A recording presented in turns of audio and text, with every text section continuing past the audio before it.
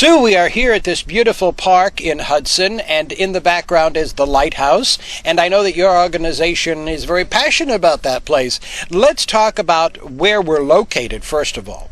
Okay, you're in Hudson, New York, and you're at the Henry Hudson Riverfront Park. It was so dedicated back on July 25th of this year. Ah, very good. Quadricentennial. I understand. Okay, and it is a very nice park, well manicured. It looks like you have some concerts here.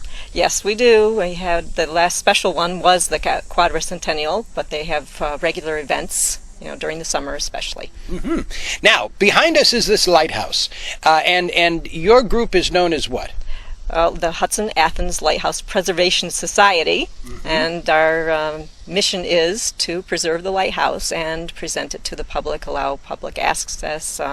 We do programs for the school children and for the public. Well, if your group doesn't do that, who would do that?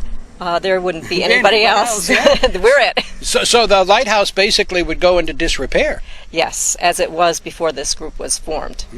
I see. Now, were they privately owned lighthouses? This lighthouse was owned by the Coast Guard, and when they gave it to us back in 2000, it was transferred to the society. So we're owners of it. So now you're owners of it, Yes. not just caretakers. Right. We own the lighthouse. The Coast Guard is responsible for the light only. Okay, now, most lighthouses, I guess you can't go into. If you see them, that's all you do is see them because they're just kind of sitting there. But you actually take tours to the lighthouse? Correct. We do tours on the second Saturday, July, August, September, and October each year. And then we have some additional private tours that are available on a, privately arranged way. Yes. Okay, if someone is coming on the tour, what are they going to see in this lighthouse, and what are you going to tell them about it?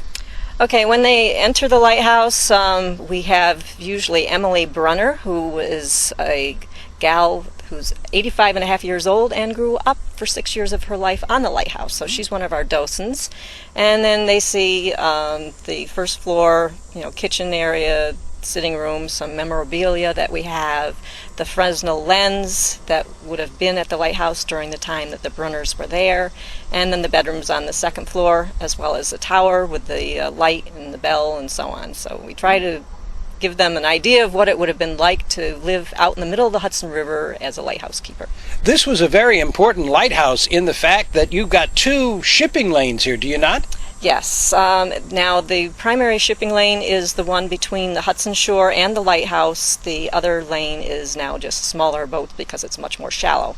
But there was dredging completed, and the island that you see between the Hudson and Athens that used to be submerged underwater as the Mid-Hudson Flats is now an island due to that deepening of the channel.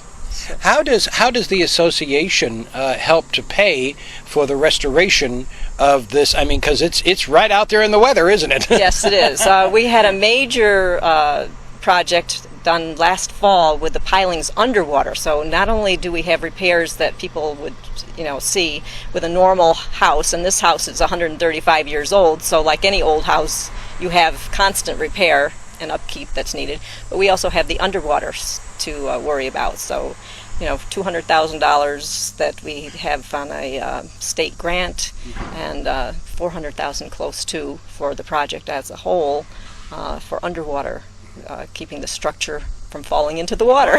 But and without getting really technical, evidently then that lighthouse is on pilings, and those pilings are going through what we see as rock, or is the rock around the pilings? The rock is around the pilings. The pilings are sunk into the mud bottom of the Hudson River. They go down about 50 feet into the river bottom.